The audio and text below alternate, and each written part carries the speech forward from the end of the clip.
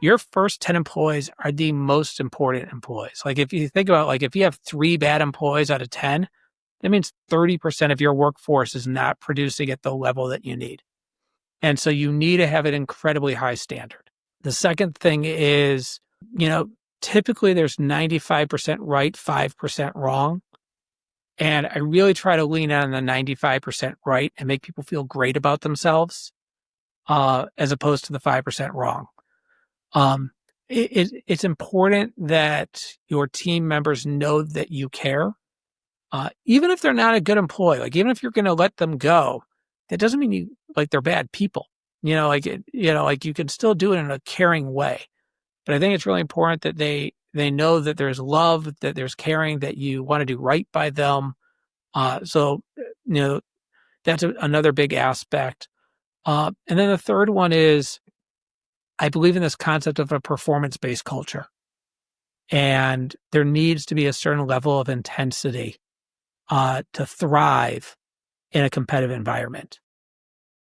What would you do if you had a $10,000 prize to put towards your business, or £10,000, 10,000 monies?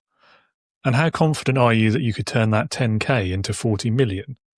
How long would it take you? And what would be the important KPIs, targets, goals, the things you should be measuring along that journey to achieve success? What role would your leadership play in all of this?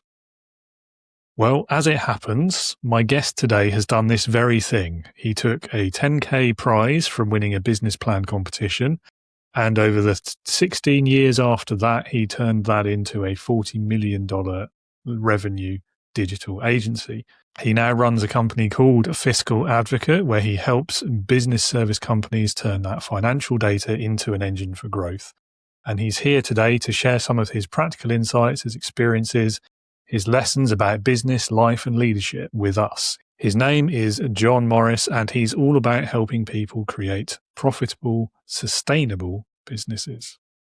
If you're listening to this podcast because you are a leader in a business and you are struggling to get the most from your people, you're hitting things like imposter feelings or imposter experience, your confidence maybe is taking a knock as well, you feel like you don't quite know enough about leadership, about management, about getting the best from a team, and you don't know where to start, where to turn, I'm here to offer you a solution. Come and join my Integrity Leaders community. It's designed, it's built for leaders just like you. It's all online, it's all remote, it's accessible on your phone, on your laptop, on your computer, whatever is easiest to you. We have regular events, we have a knowledge base, we have courses, and we have a community of other leaders in similar situations. It's a leadership safe space where you can ask your questions, share your worries, learn from colleagues. So if you want to be more O'Neill and less Kinsey, if you want to be more James Holden and less Marco Inaros, if you're looking to be the Kirk, the Picard, the Janeway, then this is the community for you. Details on the screen, in the show notes, and if you have any questions or you want more information before you hit that all-important sign-up button, then you'll also find my LinkedIn details down there too. So reach out, connect, drop me a message, and let's chat leadership today. That's enough from me. Let's welcome John onto the show.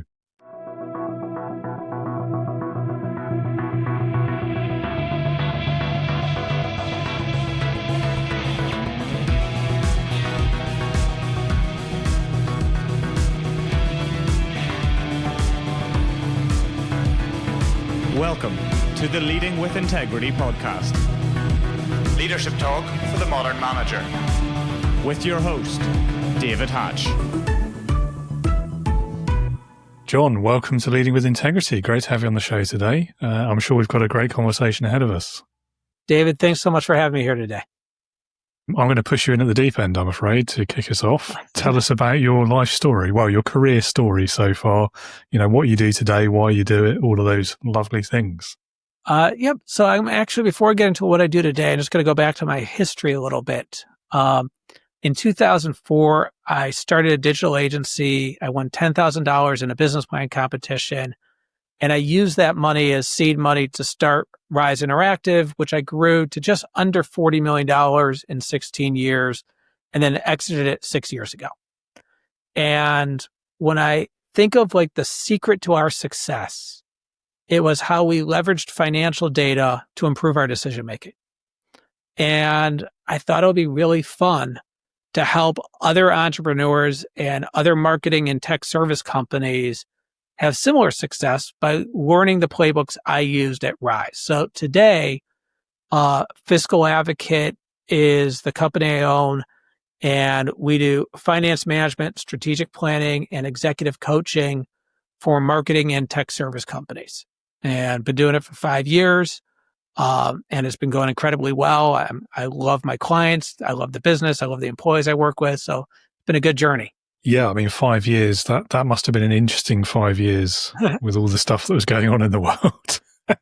It's been incredibly interesting. And it's, I've learned a lot in terms of, for example, I am a data person. Like I live and breathe in numbers. It's my comfort zone. And I'm now working with a lot of people who, they probably went into marketing because they didn't want to deal with numbers. They're a creative. And so it's, how do you develop a solution that allows them to be sophisticated, while at the same time not overwhelming them with the data entry, the structuring the data, all the things that's necessary to make them successful. You've hit immediately there on one of the great challenges of leadership, I think, is these kind of these different approaches, different ways of thinking. And I mean, you hear it a lot from the numbers person that they don't like people so much. And I feel like that's a bit of an unfair generalization.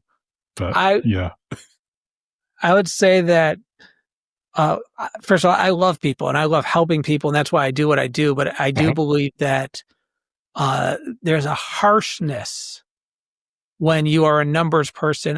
The numbers tell a story, and you believe passionately that you want people to follow the guidance of what the numbers say. And so that's where I do believe compassion oftentimes is lost. What I always tell people is whatever job you do, determine what the hardest part of that job is and make sure that you can do it. And when you think about a service-based company, 80% of your costs are people. But they're not just people. They're people you love. They're people you've been in the trenches with. They're people you deeply care about. And when the numbers tell you that you have to reduce your cost, what they're really saying is that you have to reduce the amount of people you have, or you have to reduce the payroll across the board. And so, you are, moving into territory that becomes very emotional and very hard to do. And, I can tell you from my own point of view, there are times where the numbers tell me what to do, but emotionally, I don't want to do what they tell me. So it's learning to have that emotional strength to do what the numbers say, even though you might not want to. Yeah, and I guess the flip side of that is sometimes you can hide in the numbers as well. So if it is an emotional situation like layoffs or something, it's much easier to detach if you just focus on the numbers and try and set the other bit aside. I've seen a few people do that over the years. There's a really interesting article in the Wall Street Journal about there's been these massive layoffs from these huge companies in the United States. So Amazon, Verizon, I forget who else, I think Target. And I was talking about how cold the methods have been to let people go, But and if you think about logistically, like if you're firing 15,000 people, like how do you do that with, humanity and heart and love and caring?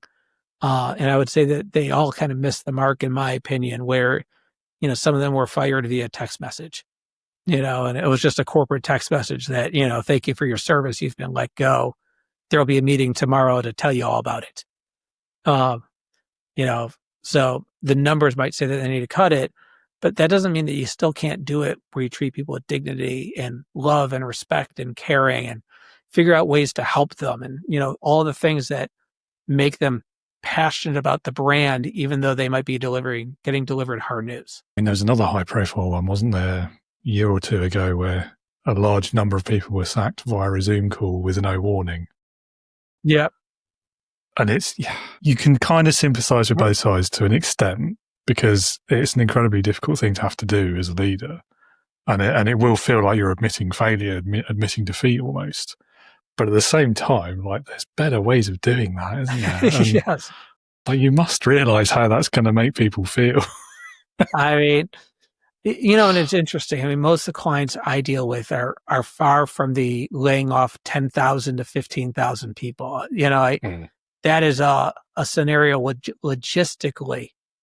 Like when I read the article, they talked about just like security alone, where they didn't want to have, a chance where, while they're having a conversation with one person, the next person could be doing bad things. And so, there's interesting challenges that you have to think about when you're dealing with scale. But 99% of the people, 100% of the people I deal with are dealing with either people in the dozens or hundreds, but they're laying off people in the single digits to the double digits. They can do it in a way that's personalized and meaningful and heartfelt. I guess once you get to those ridiculous sizes, it will all come down to your management structure, I suppose, and like how personal the management really is. Which, having never worked for some of these massive corporations, I'm just guessing there's probably quite a few levels removed, aren't there? And there's probably quite a lot of people per manager, per leader at each level. And it's a problem of scale, isn't it, I suppose? I think it's a problem of scale, but I also think, it's so easy when you don't know somebody to just look at them as a number, and look, I definitely rise to the point where I didn't know everybody. And, but I still try to care deeply. But, if you go from, I was 250 employees when I left. If you grow to 1,000, you grow to 10,000, like you're making decisions in a much more non-emotional way because you don't know these people. You don't know the impact they're having in their business or their individual lives. You don't know their story. And so you're managing it in a much different way. Yeah. It's, I was going to say it's about values and priorities, isn't it? But I guess even then, it's best will in the world. And there's so many cliches on there, like out of sight, out of mind, stuck into my brain there. Because it is harder to feel connected to people if you don't know them, you've never met them. And I don't know. There's some commentary here about humanity and the human condition and whether these giant corporations are actually good or bad, which I'm not sure I want to get into today. And I don't know if that's my core expertise. No, me neither. But it's interesting academically, though, isn't it? Yeah. Going back to your beginnings then, so a $10,000 win in a business plan competition. Tell us more about how you turn that into like a tens of millions agency. So I used to train for marathons. And the first thing is I had a very long-term view of my business. And I took marathon training and I applied it to my business. So typically when you train for a marathon, it's 18 weeks. And your first long run is 6 miles, which is, I don't know, probably like 8 kilometers or so. And then the next week you do a longer run and then it goes down and then up again and then down. And, so using miles, it went 6 miles, 7 miles, 5, 9, 10, 7, 12, 13, 10, and so I took the same view, but rather than miles, rather than weeks, I thought of it as years. And rather than miles, I thought of it as US dollars. And so that's the first thing is I had a very long-term view. I didn't worry about the exit. I wanted to build a great company. That's one of the first things that I believe is really important is so many people are focused on like, I want to build this and sell it in 5 years. And I want to build something special. I want to build something meaningful. I want to build something that lasts, time, the test of time. So that was one thing that I did. The second thing is I'm an incrementalist. And so the idea is that generally around July, I start planning the next year. And I think about the investments I want to make. And I just want next year to be better than the year before. And if you can do that consistently, it compounds upon itself. And so that was a big part of our strategy. And then, as I mentioned, I really knew the numbers well. I knew what all the benchmark numbers were, and I knew how to use those numbers to my advantage. So, for example, we had a gross margin advantage, meaning we were servicing customers more profitably than our competition. That gave me more money to put into sales and marketing and to put into innovation. I knew how much to spend in the back office, and I knew that we had an amazing infrastructure in the back office, but I spent less as a percent of revenue than my competition, which gave me more money to put into sales and marketing and innovation. I knew what the benchmark numbers were for profitability, and I actually had a lower profitability target, which allowed me to put more money into sales and marketing and innovation. And so the idea is that if you're spending your sales and marketing dollars intelligently and you're spending more as a percent of revenue than everyone else, you're going to put yourself on a path to growth. And if you're spending your innovation dollars intelligently and it's having an impact to your clients and it's having an impact to new business and if it's having an impact to your margins, it's going to put you on a path to growth. And so, we were able to go from 1 million to 2 million, 2 million to 4, 4 to 8, 8 to 12, 12 to 13, 13 to 19, 19 to 24 million, 24 to 30, 30 to 37.5, and that's when I exited. So you can see that these investments were paying off. It was scaling and growing the business. As you said at the beginning, it's knowing the numbers and using those to drive the decisions, isn't it? And when you explain it like that, it sounds really simple. But I'm sure it's not. Look, in everything, it's difficult. But the first thing is just a commitment to doing it. I think it's really funny. I owned a marketing agency, and I would meet with competitors of mine that were substantially smaller. And they all asked me how I did it. And I would reverse it. I'd say, what percent of your revenue do you spend on sales and marketing? And I would say 9 out of 10 times the answer was, I don't spend any money on sales and marketing. It's all word of mouth. So think about it. You're a marketing agency that doesn't even believe in marketing. And so, I didn't want to be the only marketer actually, I did want to be the only marketer that believed in marketing because it allowed me to grow my business. But, you can't wish growth to happen. You have to budget for growth to happen.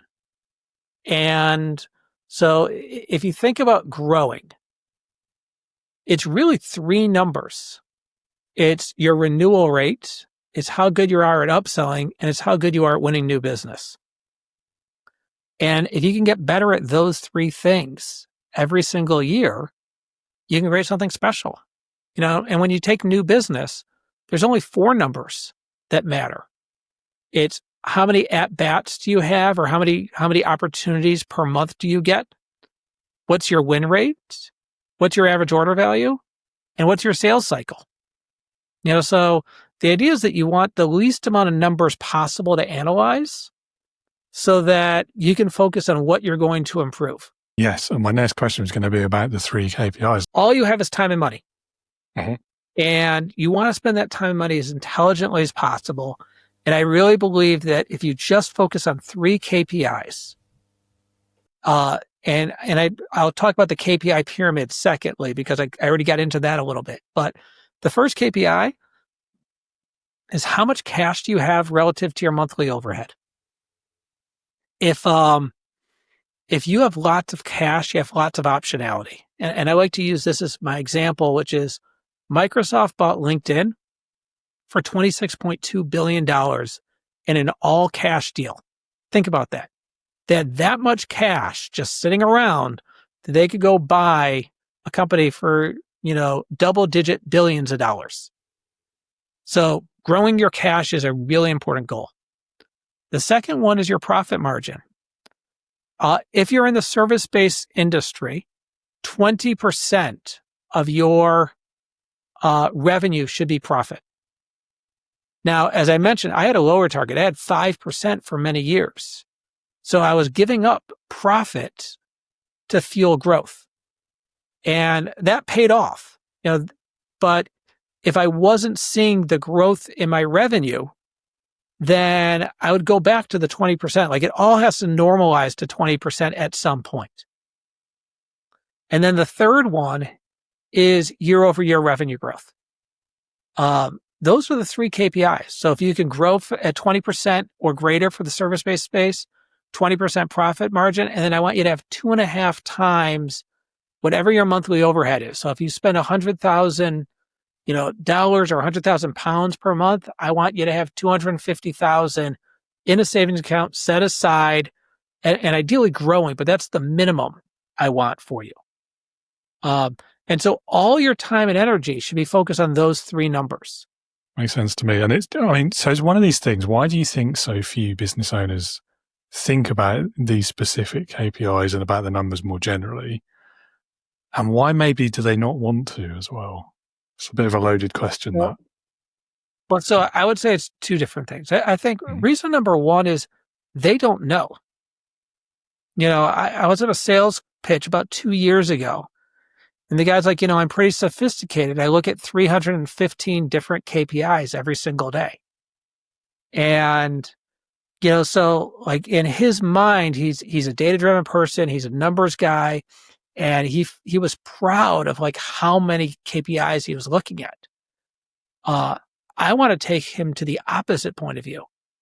I want you to be so proud that I got the numbers so simple that there's only 3 numbers. I actually got it down to 1. I have something called the CPR score, which is our own proprietary scoring system, which is basically an algorithm that takes your cash, your profit margin, and your revenue and creates it into one score. Think of it as like a credit score, but rather than for you as an individual, it's for your service-based company. And so that's the first thing, is just, learning and thinking about how do you simplify and how do you get it to the least amount of numbers. That's reason number one. Reason number two is, for a lot of people, there's just discomfort in numbers. Like they just don't, want that. And then the third one, which I think is a really big deal and something that's very real, is the emotional aspect of what the numbers tell you. If your profit margin is too low, if you're not growing on a year over year basis, sometimes you just don't want to accept reality. It's easier to put your head in the sand, than to actually get going. Make the decisions you need to make. 315 KPI. I mean, that is, wow. It's a lot. You wouldn't have time to do anything else if that's taking it. Yeah, obviously a step too far, but you must really love numbers if you're going that far with it. Yeah. But that's a training scenario. There's a chairman of my company, a guy named Jim Bauman, and Jim took a company from 500 million to 1.2 billion in sales. And if I could give him a new title as opposed to chairman, I would call him the Chief Simplification Officer. His sole job is to just think about how you reduce steps, make things easier. How do you shorten meetings? How do you shorten deliverables? He's constantly pushing us to that. And I think it's such an important thing to do. It's a double-edged sword of the modern age, isn't it? There's all this data there for whatever you want it for, I suppose. But also there's all this data there. Yeah. And you can get lost in it way too easily. So I think, that knack for simplifying and for picking out which data points are actually valuable and we can learn from. That's got to be one of the biggest underrated skills in any business, hasn't it? Absolutely. And what I'll tell you is, my favorite quote is by Mark Twain. And it says, "I'm sorry this letter is so long. I did not have time to make it short." People don't realize how hard it is to simplify things.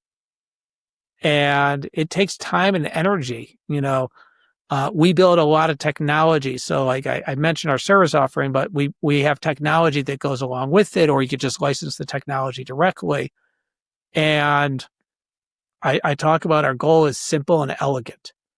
And oftentimes, I'll get a demo of something that we're about to release. And I'm like, you know what? It's just not simple and elegant enough.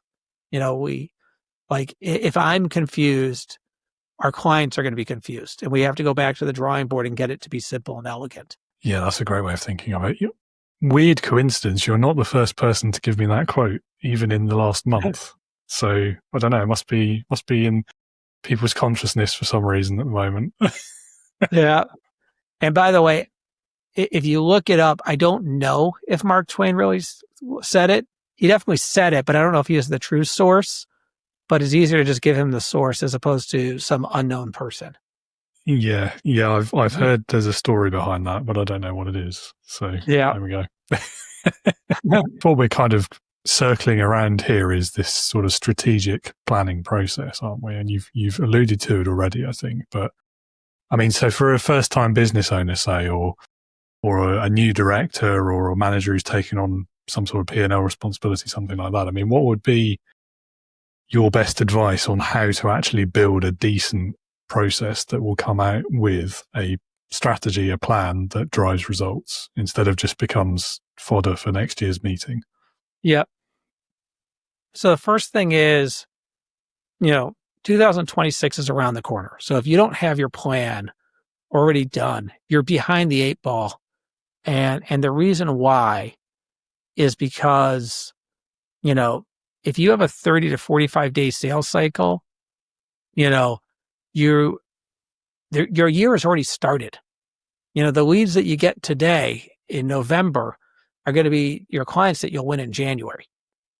And so what I generally recommend is a top-down and then bottoms-up approach to your target revenue and profit goal. So, and what I've learned is that when you create a revenue goal, whatever that number is what you spend up to. So if you're like, I'm going to do 5 million next year and you did 3 million this year, you're going to start increasing your expenses. And so I really want you to be careful about not picking too aggressive of a revenue goal. But everything starts with the revenue. Then what you need to do is take out all of your existing clients and you need to predict how much revenue you're going to get from that group of people by line of business, by service offering. Then you have to look at what you've done historically from a new business perspective.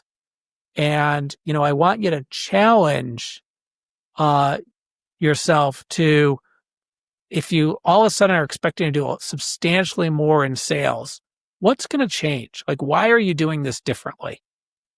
And make sure that you're not being overly optimistic in that scenario. And so once you have, there's 4 things I want you to have in your plan. So I want you to have a revenue goal, a profit goal, a cash goal, and what I'll call as an infrastructure goal. Revenue, profit, and cash, you need a bottoms up, really well built out plan so that the numbers are believable. That you know what your new business is, you know what you need to achieve. The second thing, or this infrastructure goal though, is the idea is that at the end of the year, so December 31st, I want you to be able to say that your business is better than it was on January 1st. And that you know what investments you're making to make that real. I feel like wholeheartedly going into 2026 that my business is better than it was at the beginning of 2025. And I can give you very tangible things in terms of the investments we made in our technology, the investments we made in marketing, where our brand is. We're in a position of strength, or at least stronger than we were in the beginning of 2025. Then what I want to say is, once you decide what investments you need to make, you need to get it in the budget. If it's not in the budget, it's most likely not going to happen. And it's not important to you.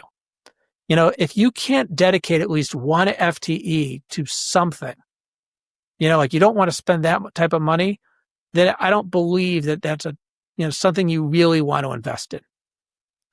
And then once you come up with your annual goal, I then like to break it up into quarterly goals. And what are you going to do in 90-day periods to achieve, your annual goals? And so that is the kind of the methodology I recommend. So I recommend annual planning. It's based on cash, profit, revenue, and infrastructure. And then you have 90-day quarterly initiatives that are focused on achieving those annual goals. Okay. Which sounds very straightforward, doesn't it? But I guess Yep. the knack is in picking realistic goals, as always.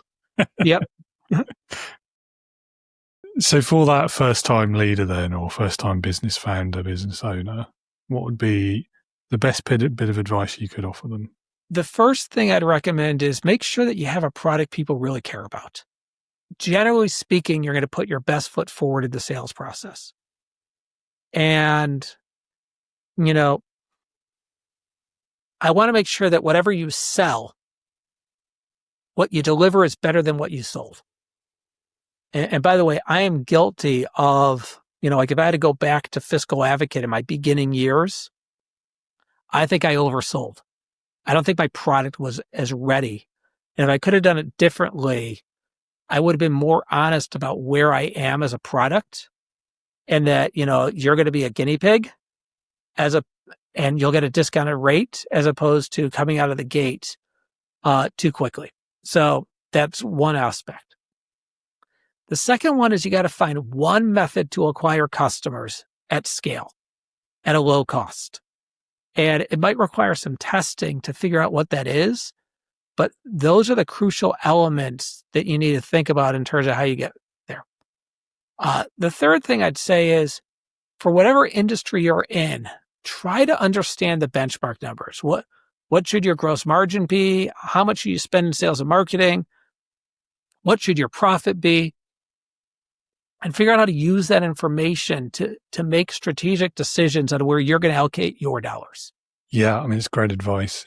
I guess the recurring theme from the conversation so far actually is for any business owner. I mean, and I think this is the other thing as well. It's not just business owners, is it? It's anyone in a management or leadership role really needs to get a grip of the numbers, or at least understand what they are, what they look like, and what those KPIs are and what they mean, and how the people you're leading are contributing to achieving those goals. Because I think too many of us, it's someone else's problem, isn't it? And it's very easy to ignore it. Even CEOs tend to traditionally make that the CFO's problem. Yep. I don't know. Maybe maybe I'm drawing too great a generalization there again, but I feel like that's where these companies go off the rails so easily, isn't it? It's because those top leaders just don't understand the numbers. They don't understand the numbers, and sometimes they do understand the numbers, but they're slow in their decision making. Yes. Decision paralysis is quite an interesting one from a leadership perspective, isn't it? That's come up before. I think, those sort of the procrastination type leaders, and then also the opposite extreme, the chasing the shiny objects all the time. So they never finish the last one before they move on to the next one. And they're both bad decision making, but for different reasons. Yeah. A few questions for you then about the leadership aspects. I think there's some really useful advice you've given us there about the numbers and running businesses and making them actually work as business entities. I think there's also the people side of it as well, though. So thank you for that so far, because it's not a subject we get into that much on the podcast. So that is really useful. Yeah. So from the people leadership aspect, what would you say has been your biggest lesson from your career so far? So the first thing is you need to surround yourself with A players. And if you have a B player that you can't turn into an A player, you need to let them go. If you have a C player, you have to let them go. But, especially if you're small, your first 10 employees are the most important employees. If you think about if you have 3 bad employees out of 10, that means 30% of your workforce is not producing at the level that you need. And so you need to have an incredibly high standard.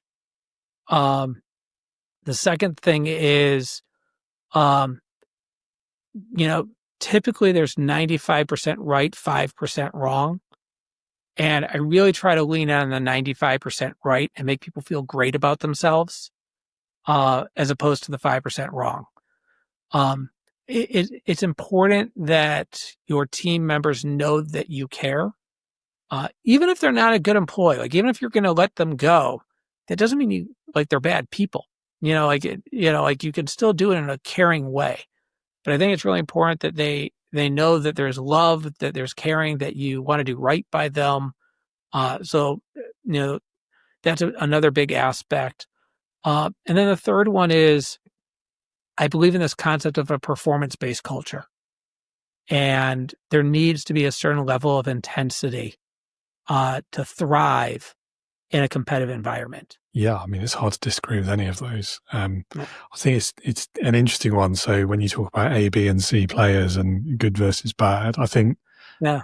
like the natural first step there is knowing what good and bad is in that context. And again, it's sort of like the numbers thing, isn't it? I think a lot of leaders don't think about that until it's too late, until they've already got a bad one because they didn't think about it early enough. And then you're already down that sort of rabbit hole of you've formed that personal connection. The emotion of the situation is getting involved, and it's harder to make that decision.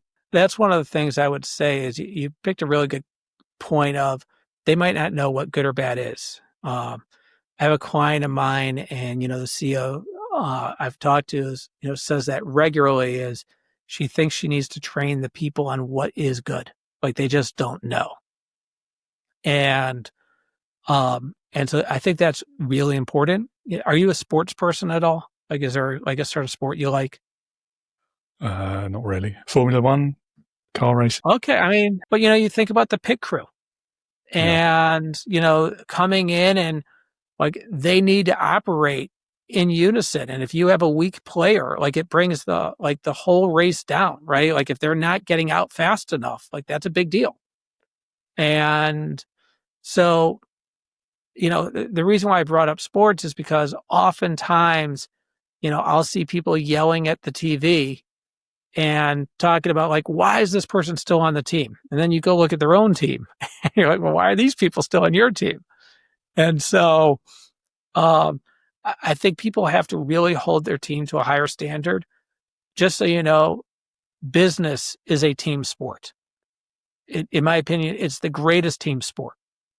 And every year there is a full year season, that you get to play the game. And, so you have to make sure you have the right team in place. Then you have to think about mentorship, training, development, how you grow those people as an individual. Absolutely. So you've hit two things there that I really want to pick up on, actually. So I'd say the same about leadership. Like it seems from the outside that leadership is like a one person sport, right? But it's definitely not. And if you think that way, you're doing it wrong. Like I don't even need to know anymore. It's about the team. That's the point of leading, isn't it? Yep. And then the other one, so the pit crew is such a great example of what I was talking about in terms of knowing what good and bad looks like. Because you could look at that entity and go, right, the key thing here is we need to be fast because the fastest car wins the race. Therefore, your tire change, whatever it is, has to be the fastest possible, which is makes perfect sense. That's what good looks like. And then they do it so fast that they don't finish the job. The car pulls away, the wheel comes off, and they're disqualified. There's rarely just the one good thing, is there? You've got to have multiple things quite often. I think that's quite a good kind of analogy for business. And the cool thing is that's a very measurable thing, right? True. Like, you get to see for every race and for every season how you stacked up against your competition. And, if you're not number one, you got work to do. And it's a question of your level of desire and intensity to, achieve that. So we may have already talked around these anyway, but I'm going to ask you just for fun. What do you think are the most common mistakes that leaders make, and what should we all be doing to avoid those mistakes? So I think a couple things. I think the first one is, and I'm very guilty of this at Rise. And, Rise was a success, so you might want to challenge me on this, but I spent way too much time on the 5% as opposed to the 95%. So, which is not it's not a great way to manage, in my opinion, because your employees constantly feel like crap, and I want to uplift my employees. I want them to feel amazing. So that to me is one big deal. The second one is, I see all the time wishy-washy decision making, and you need a leader. I have a saying. I didn't create the saying, but I use it, which is, I'm not always right, but I am always certain. When I make a decision, I stick by that decision. I will course correct if I made the wrong decision. I'll own the mistake. But that's the next one. I think the third one is you need to come from a growth mindset, and that you are okay making mistakes, but you want to learn. I am constantly reading and trying to grow as an individual, trying to grow as a business person. 90% of what I read are business related books on how to do different things better. Yeah, and I can see between all three of those, there's a level of interconnectedness, isn't there? Because that certainty of decision, the quality of decision making is, again, it's something that I think about quite a lot as well, because it's obviously quite relevant to leadership. But there is that point, isn't there, where you hold out too long for the perfect decision. Yep. Because you're seeking that certainty that is probably unachievable. And look, I think it also depends on the individual. I tell this story quite a bit, but my brother and I would visit my grandparents every summer in Boston when we were young. And they would take us to this store called Bradley's, which was like a, very similar to like a Target, or, like and they had a big toy aisle. And we'd each get $10, and we would sprint to the toy aisle. And I would look at all the toys, I'd scan them, I'd see what I want, and I would grab it, and I'd instantly go to the checkout counter, I'd give him my $10, and I had my toy. My brother would be there for about an hour, and he'd have to find the perfect toy, and he would look at it, evaluate, and figure out eventually what toy he was going to pick. Then he was older than me. We'd get in the car, and he'd want my toy, and he would grab it from me, and, and I use this example because my brother and I are just built differently. I'm a very quick decision maker, and I typically don't look back. And I'm blessed with that. I think it's a competitive advantage. Now, he is a very big, deep thinker and spends a lot of time going into insights that I would never come up with, because he's so thorough in his analysis. And I think that's part of his competitive advantage and his skill set. But I see regularly people go way too far before they're willing to make a decision, and then they still doubt that decision. And so my recommendation is, if it's not natural to you, get better at it, invest in it, figure out how to improve in that area. Yeah, there's plenty of low stakes decisions, aren't there, where you can practice that skill without feeling like the sky might fall in if you make the wrong choice. But even in like the big important decisions, I think it's pretty rare, even in this day and age, that one decision is going to destroy everything. Like, unless it's something really, really bad, right? Most of these decisions are not so mission critical. It kind of goes back to my saying the focus on the 5% versus the 95%. Is, I felt that like every mistake was so massive. And I really don't think it was that massive. Have you watched Ted Lasso at all, by any chance? Yes, I have.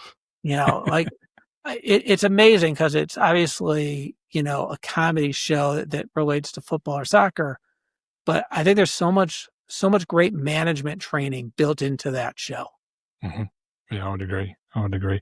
I think, even with the big important decisions though, what you said earlier was absolutely spot on. It's that ability to course correct and have a bit of flexibility, and not like be certain of the decision at the time, but also open to the fact that things might change next week, or a new bit of information might happen, or a pandemic might happen. Like, you have to be open to changing that decision if needs must.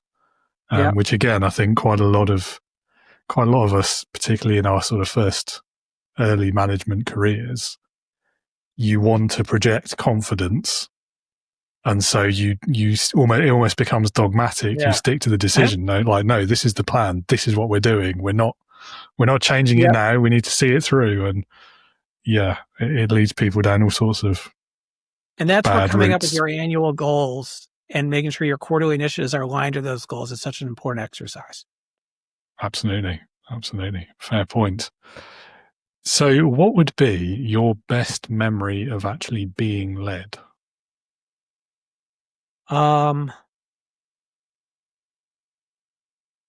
It's a great question. I would say I had a mentor, a guy named Jack Kraft, who was the former CEO and CFO of Leo Burnett. And I would meet with him minimum once a week and talk to him almost every day.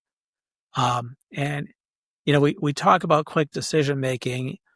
His problem with me was I would fire and then aim. And he was like, John, I want you to aim, then aim, then aim again, then fire. And, so I talk about how people need to get better at, making quick decisions. I think his was, I made my decisions too quick. And so I think that was good guidance for me. I think Jim Bauman's focus on simplification has been incredibly helpful in this journey here. But a lot of times I'm led by my employees, it's the opposite. It's learning what's important to them. And there's times I've been stubborn and, it's taken me a long time to accept good feedback from, the team that had the courage to be like, John, you're missing the boat here and you need to focus on this. Yeah, I think that decision-making piece is, we've talked about it a lot already, but it's, I don't know, I guess I'm sort of in the middle between you and your brother to an extent, because for me, it depends on what the decision is about. It's very contextual. Yeah. So like personal life, I quite often, I'm and R about things for ages, or like, what are we doing this weekend? What are we having for dinner? That sort of stuff. I'm really indecisive. Work stuff, generally, I'm pretty good. Yeah. Unless it's like a really big, far-reaching decision. And then I have that classic decision paralysis, put it off, procrastination. And I know I'm bad at it and I'm working on it, but it's, I guess all people are different, aren't they? And yeah, I don't suppose you're a Star Wars fan at all, are you? Hard to tell. You might be, but I would say somewhat. Somewhat. I do notice your Millennium Falcon. Is that a Lego set? It is. Yeah, I've got the old International Space Station up there as well. So the reason I asked was what you were saying about Ready, Fire, Aim. I used to have a T-shirt, Star Wars with a stormtrooper on it, saying Ready, Fire, Aim, because they're notorious for always being off target. Yeah, I am a big Lego fan. So if you look, you can see that Pac-Man right there. I can. Very cool. That is a Lego set, and then you can't see it on the other side, but I have like 5 Lego sets where I do these large Lego sets with my daughter. I find as she's getting older, it's disappearing, but she would make me then put them on my desk. So I have like a piano, but I had a Yoda on my desk for a long time. Cool. Very cool. Yeah, there's definitely a space theme to my Lego. Behind the camera, I've got that 1.5 meter Saturn V Apollo 11. Very cool. That's very cool. Yeah. That was a Boxing Day well spent a few years ago. Right. Anyway, so John, I've only got 2 questions left for you. They are slightly less serious, but also always fun to hear the answers. So the first one is the time travel question. If you could go back in time and start your business or your career over again, what is it that you might do differently? So I kind of already answered that question, but if I could go back in time to Fiscal Advocate, I think I took customers on too quickly when the product wasn't fully baked. And, I think I did some reputational damage to myself. I think I did a disservice to those customers. I would have been less ambitious and more focused on being true to where I was as a business. And I think I still would have won them. I would have won them at a lower cost, but with the right expectation of what they were going to get as a deliverable. So that's one. I think that's the answer. That would be what I'd do if I go back in time. Yeah. So that's an interesting answer. I've heard the opposite before. Especially these days, like we live in this sort of agile mindset world, don't we? Where it's, I'm not saying you don't sell. I think you sell based on where you're at, though. Hey, David, look, this is a new service. I have one client. I've tested this out. I'm still refining the process. I'm going to give you a discounted rate, but I just want you to know when you come into this, like, it's not fully baked. If I screw up, I don't want you to be like, these guys were a disaster. They totally screwed up. I want you to recognize, he gave this a good try, but he wasn't really ready yet. Yeah, I think I agree with you. That's probably the better way to do it, isn't it? It's the honesty piece as well to an extent. Yep. Because it's easy to oversell, isn't it? Especially these days with all the, there's so much hype everywhere, isn't there, about all the things. Yeah. I'm trying to remember the last thing I bought where it was as good as the advert suggested it might be. And I'm lost. I can't think of anything. Anyway, no, it's a good lesson though. And so the last question is also my favorite question. It's leadership heroes. Leadership heroes. So if you had to pick one person, but it can be literally anyone you could think of, so they could be alive or dead, past or present, real or even fictitious, but somebody who, in your opinion, would perfectly embody leadership, who would that person be and why? Right now, the CEO of Microsoft, Satya Nadella, would probably be that person. First of all, I think what he's done in terms of turning around Microsoft has been beyond amazing. But I read his book. I don't remember the name of his book, but he really leads with humanity and caring. And it just seems like a really empathetic leader, at the same time with vision and brilliance behind it. Yeah, it's a good pick. Not the first time he's been chosen, though, I'm afraid. So no bonus points today. I think what I like most about his story, though, is it's quite rare that you see someone in one of those massive corporations where, it's, the results have been turned around from what was not looking that great from what I read. But also they're leading with that sort of empathetic, what I would recognize as a modern approach to leadership. Because there's another one we mentioned earlier that I won't name drop again, where it seems to be very much the opposite from what I've read. So it's nice to have that example to hold up and say, no, look, if you do it this way, this is what could happen. Now, what I'll tell you is, like, without you mentioning, I'm guessing like Elon Musk might come to mind as like an opposite style. Yeah, he wasn't the one I thought of, though, to be fair, but yes. Okay. But what's interesting with him is, he actually says that he actually doesn't have empathy, and he thinks that that's a strength that makes him a better business person, because he can make decisions, without having this emotional connection that drives him. And both of them, though, have very similar qualities in terms of, like, intensity, demand of performance, what they expect of the team. It's just the style that they go about doing it. And both of them are visionaries, so the difference is I'd actually want to work for Microsoft and I wouldn't want to work for Tesla, so I think that is your method and style attracting, talent. Yeah, you do have to wonder, don't you, how many of the people working at places like that are happy at work. Yeah.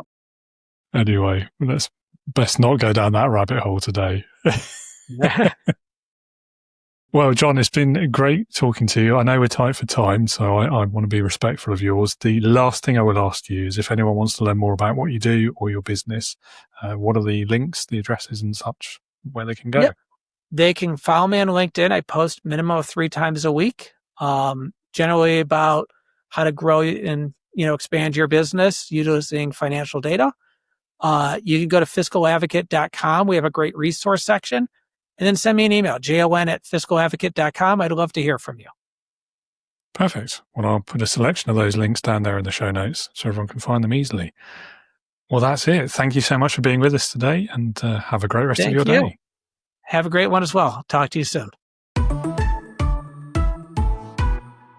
Thank you again, John, for that conversation. Some really important lessons there for any business owner or aspiring entrepreneur in the audience, as well as some interesting insights there on leadership too.